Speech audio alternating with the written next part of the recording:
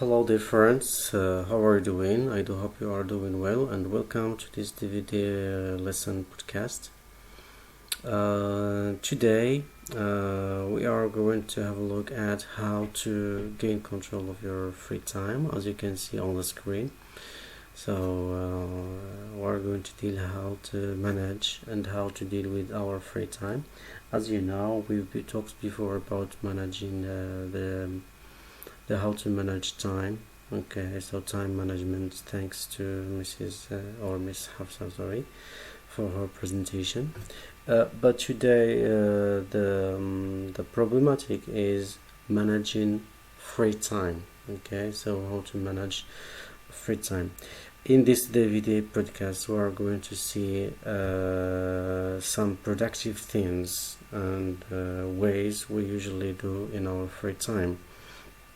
And later we are going to see and watch a DVD presented by Laura Vanderken, who is a specialist, a writer, author, and a speaker on the topic of work-life balance.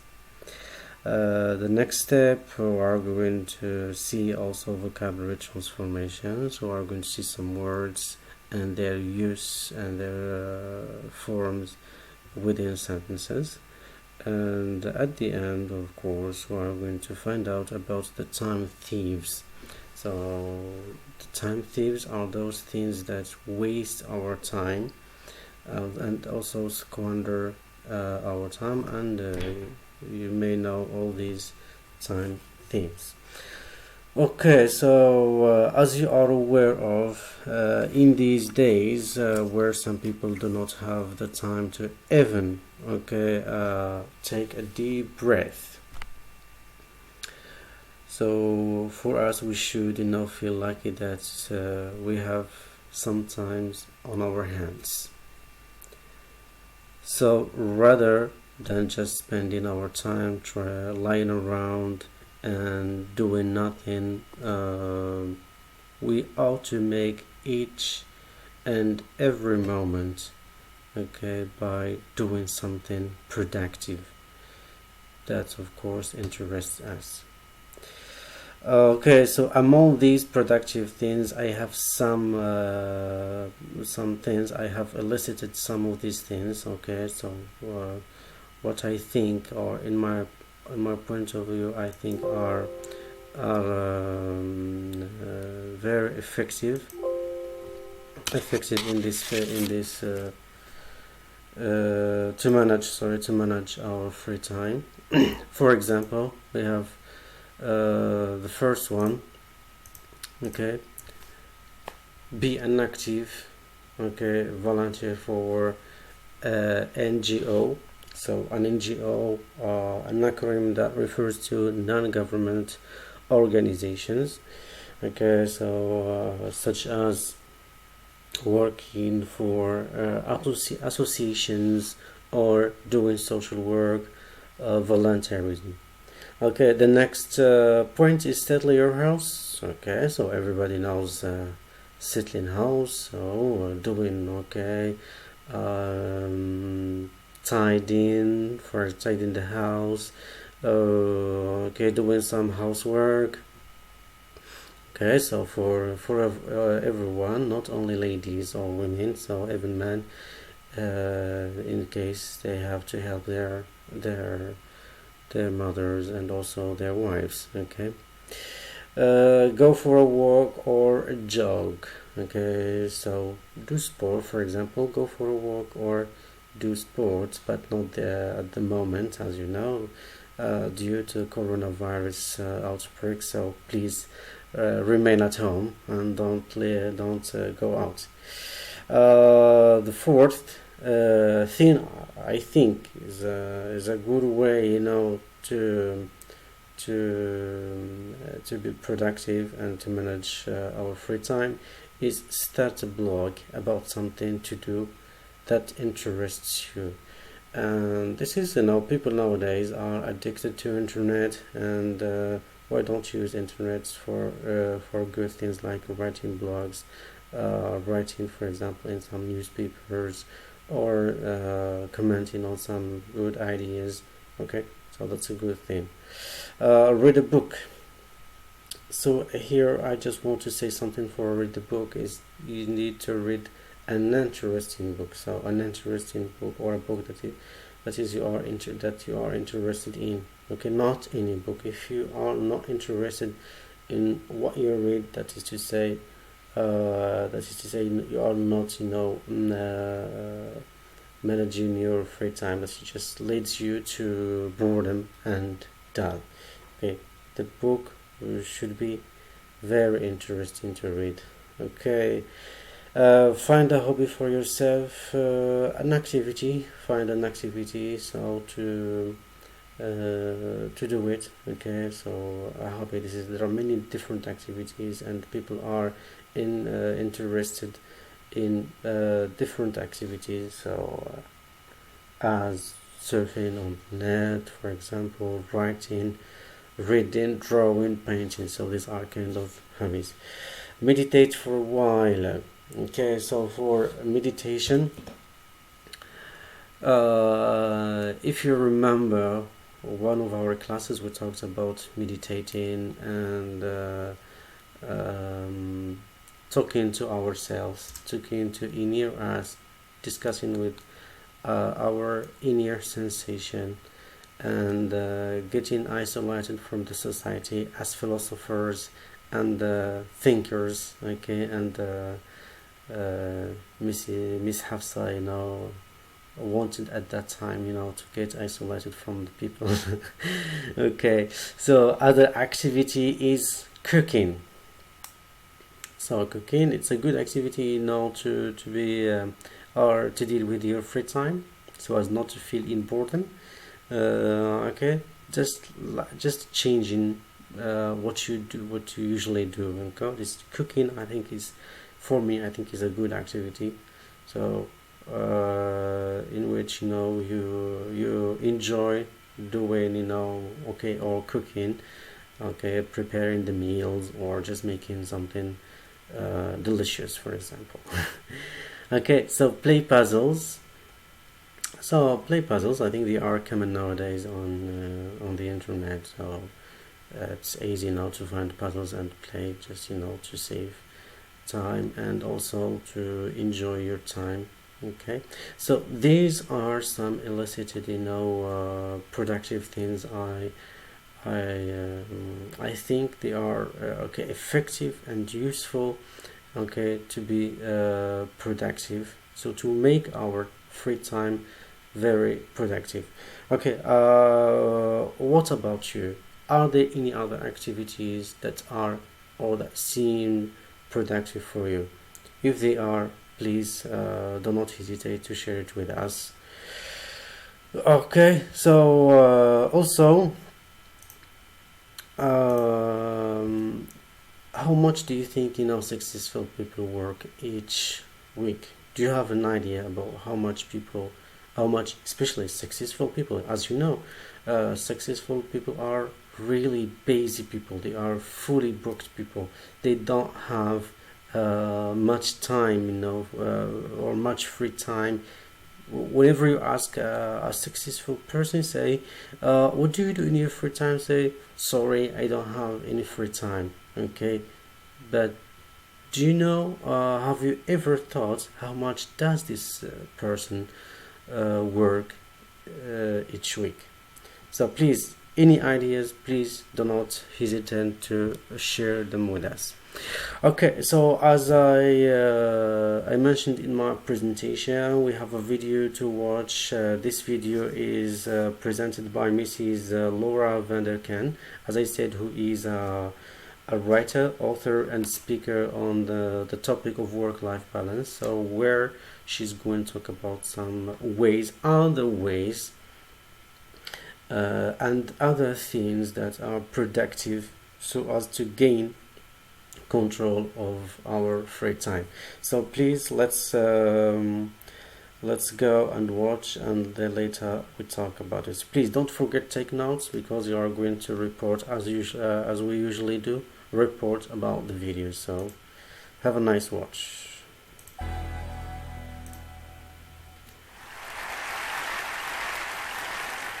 When people find out I write about time management, they assume two things. One is that I'm always on time, and I'm not. I have 4 small children, and I would like to blame them for my occasional tardiness, but sometimes it's just not their fault. I was once late to my own speech on time management. We all had to just take a moment together and savor that irony. The second thing they assume is that I have lots of tips and tricks for saving bits of time here and there. And sometimes I'll hear from magazines that are doing a story along these lines, generally on how to help their readers find an extra hour in the day. And the idea is that we'll shave bits of time off everyday activities, add it up, and we'll have time for the good stuff. And I question the entire premise of this piece, but I'm always interested in hearing what they've come up with before they call me. So some of my favorites: doing errands in a way where you only have to make right-hand turns, being extremely judicious in microwave usage, so it says 3 to 3.5 minutes on the package. We are totally getting in on the bottom side of that. And my personal favorite, which makes sense on some level, is to DVR your favorite shows so you can fast forward through the commercials. And that way you save about 8 minutes every half hour. So in the course of 2 hours of watching TV, you find 32 minutes to exercise, which is true. You know another way to find 32 minutes to exercise? Don't watch 2 hours of TV a day, right? Anyway, the idea is we'll save bits of time here and there, add it up, we will finally get to everything we want to do. But after studying how successful people spend their time and looking at their schedules hour by hour, I think this idea has it completely backward. We don't build the lives we want by saving time. We build the lives we want, and then time saves itself. Here's what I mean. I recently did a time diary project looking at 1,001 days in the lives of extremely busy women. They had demanding jobs, sometimes their own businesses, kids to care for, maybe parents to care for, community commitments. Busy, busy people. I had them keep track of their time for a week so I could add up how much they worked and slept, and I interviewed them about their strategies for my book. One of the women whose time log I studied, she goes out for a Wednesday night for something. She comes home to find that her water heater has broken, and there is now water all over her basement. If you've ever had anything like this happen to you, you know it is a hugely damaging, frightening, stopping mess. So she's dealing with the immediate aftermath that night. Next day, she's got plumbers coming in. Day after that, professional cleaning crew dealing with the ruined carpet. All this is being recorded on her time log. Winds up taking 7 hours of her week. 7 hours. That's like finding an extra hour in the day. But I'm sure if you had asked her at the start of the week, could you find 7 hours to train for a triathlon? Could you find 7 hours to mentor 7 worthy people? I'm sure she would have said what most of us would have said, which is no. Can't you see how busy I am? Yet when she had to find 7 hours because there is water all over her basement, she found 7 hours. And what this shows us is that time is highly elastic. We cannot make more time, but time will stretch to accommodate what we choose to put into it. And so the key to time management is treating our priorities as the equivalent of that broken water heater. And to get at this, I like to use some language from one of the busiest people I ever interviewed. By busy, I mean she was running a small business with 12 people on the payroll. She had 6 children in her spare time. I was getting in touch with her to set up an interview on how she had it all, that phrase. I remember it was a Thursday morning, and she was not available to speak with me, of course, right? But the reason she was unavailable to speak with me is that she was out for a hike, because it was a beautiful spring morning, and she wanted to go for a hike. So, of course, this makes me even more intrigued, and when I finally do catch up with her, she explains it like this. She says, listen, Laura, everything I do, every minute I spend is my choice. And rather than say, I don't have time to do X, Y, or Z, she'd say, I don't do X, Y, or Z because it's not a priority.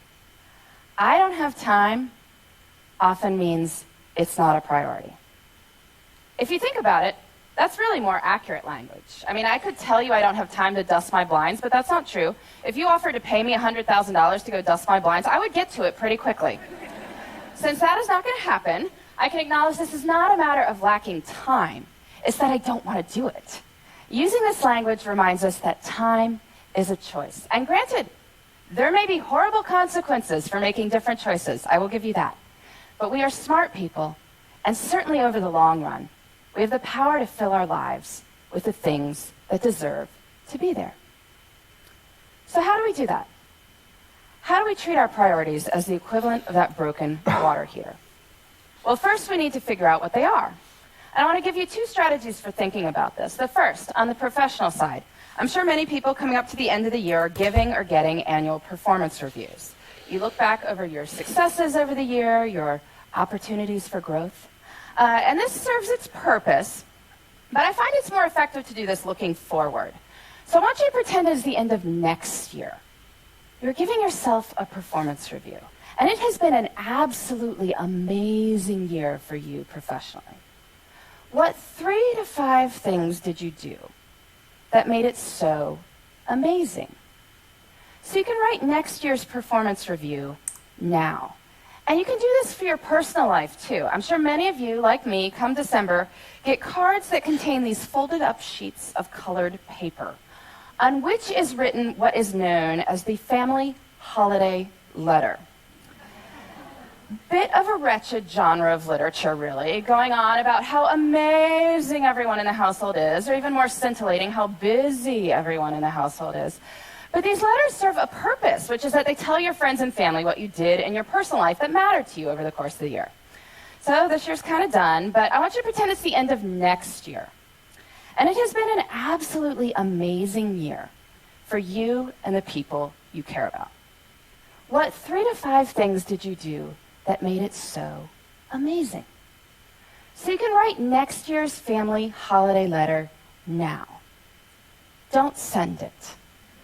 Please, don't send it. But you can write it. And now between the performance review and the family holiday letter, we have a list of 6 to 10 goals we can work on in the next year. And now we need to break these down into doable steps. So maybe you want to write a family history. Well, first you can read some other family histories, get a sense for the style. And then maybe think about the questions you want to ask your relatives, set up appointments to interview them. Or maybe you want to run a 5K. So you need to find a race and sign up and figure out a training plan and dig those shoes out of the back of the closet. And then, this is key, we treat our priorities as the equivalent of that broken water heater by putting them into our schedules first. And we do this by thinking through our weeks before we are in them. I find a really good time to do this is Friday afternoons. Friday afternoon is what an economist might call a low opportunity cost time. Most of us are not sitting there on Friday afternoon saying, I am excited to make progress toward my personal and professional priorities right now. But we are willing to think about what those should be. So take a little bit of time Friday afternoon, make yourself a 3-category priority list. Career, relationships, self. Making a 3-category list reminds us that there should be something in all 3 categories. Career we think about, relationships, self, not so much. But anyway, just a short list, 2 to 3 items in each. Then look out over the whole of the next week and see where you can plan them in. Where you plan them in is up to you. And I know this is going to be more complicated for some people than others. I mean, some people's lives are just harder than others.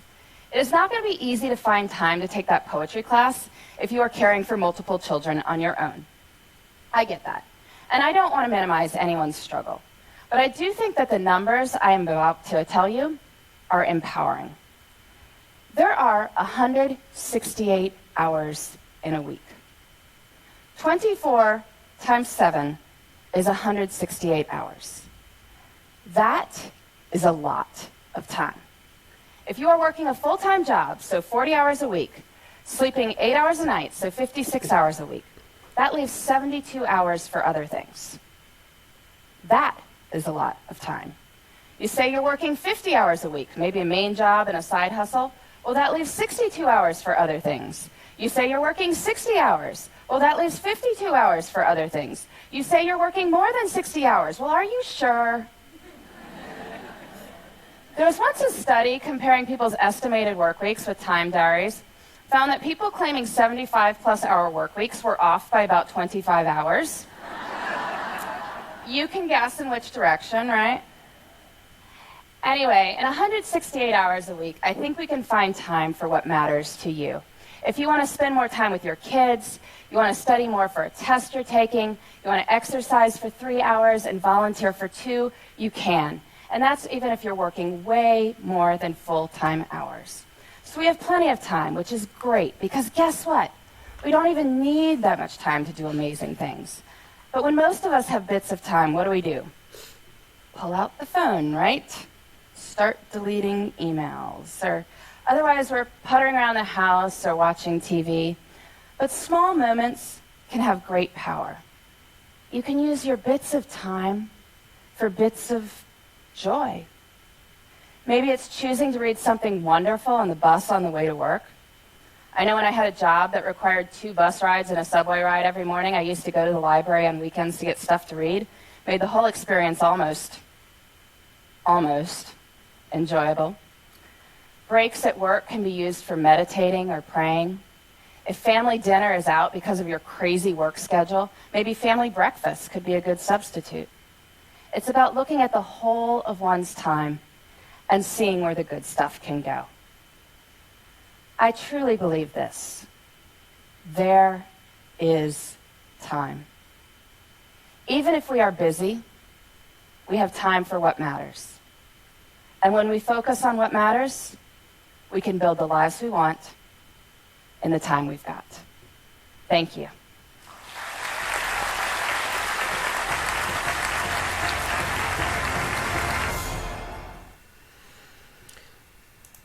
Okay, so welcome back. So after you watch the video, so please, okay, as we usually do, so don't forget, to report about the video. This is task number 1, and task number 2.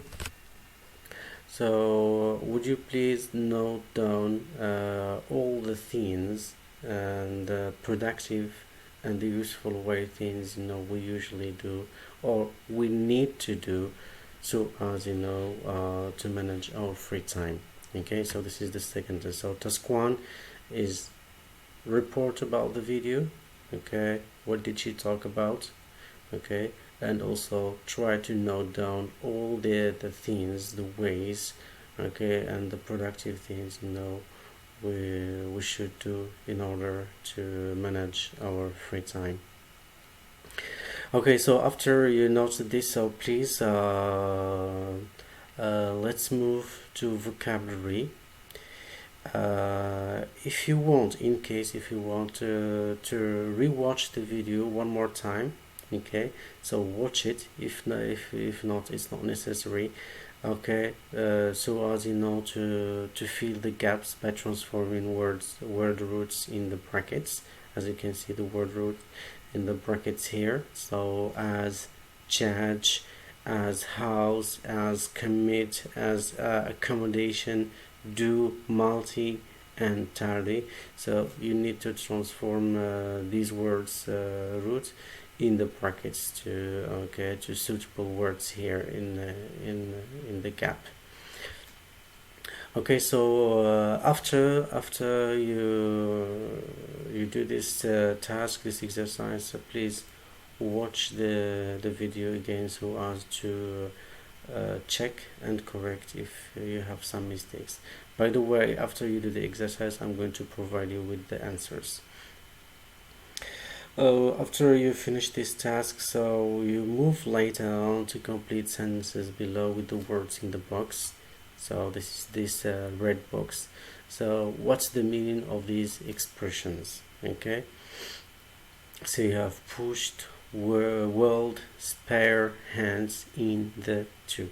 So the words I think seems simple and easy, but please just concentrate so as to fill each word in its appropriate place. Later, after these exercises, I want you now to talk, okay, to give us your point of view, to share with us, okay, the answers of these questions. Okay, just as we usually do. So in a short paragraph, try to summarize the answers in a short paragraph and record a video and launch it in the group. Okay, so now let's move to the third, okay, to the final point or the final okay, section of our lesson today is time thieves. Okay, as I said at the beginning, so there are some time thieves that waste our time. Okay, so as you can see here in this blue box, there are some time thieves elicited as phone calls, social media, procrastination, unexpected visitors, meeting without a plan, constantly checking and answering emails, socializing, socializing with co-workers, or if it's not the case at work or at workplace, with people surfing the internet and multitasking, daydreaming. Okay, so please refer to these time thieves and answer the above questions. So we have 3 questions now to answer. So how do these time thieves affect people's life? Okay, what's their impact on our life? Okay, which ones waste most of your time? So try to tick, for example, the ones they waste our time the most. So tick 3, at least 3, just 3, and say why, please. Okay, don't forget to prove your answer. Okay, prove your answers. Okay, so as to convince other. Right, isn't it, Mr. Mehdi? Right. Okay, because I know Mr. Mehdi is someone who tries all the time to convince us. So I'm waiting for your comments, Mr. Mehdi and others. Okay, the third question: how can people reduce their impact on them? This is a good question. I just would like to hear from you and see your point of view. How can we reduce their impact? Okay, how can we, for example, if we'd like to say this, get rid of these time thieves? Okay, so waiting please for your answers. Okay, so and if there are other time thieves, would you like so to share them with us? Okay, later on, so you please so consider the following questions. Okay, what does take up most of your time? Okay, do you think you manage your time wisely? Do you make a detailed schedule for every day? Okay, how do you manage to squeeze everything in your weekly routine? Do you believe that when you say I don't have time, you mean it's not priority? How helpful would creating a 3 category priority list, career, relationship, self, be for you? There are 168 hours per week. Would you be able to estimate how you use them? Okay, so how you use these 168 hours per week. So try if you can talk about this. If you can't count that, I know I think it's very difficult, to count. We don't usually count the time. Okay, so it's difficult to count these 168 hours per week. So at the end, we have a culture corner here, so which says that in the USA there is a tradition to write a family holiday letter which people send to their friends and the family before Christmas. These letters include highlights from the life of the family, but have been often criticized as just being an opportunity to brag about how great your family is doing. Is there a similar experience in our society? If yes, please do not hesitate also to share it with us. I think that's all for today. Thank you so much, Ida, really, and thank you for lending me your ears and eyes. And please, I'm waiting. I'm too eager, to wait for your response and your feedback and all your comments also. Also I'd appreciate it to hear it from you. So thank you so much, and don't forget, this kind of lessons are regularly going to be launched every Wednesday. Thank you so much, and have a nice time.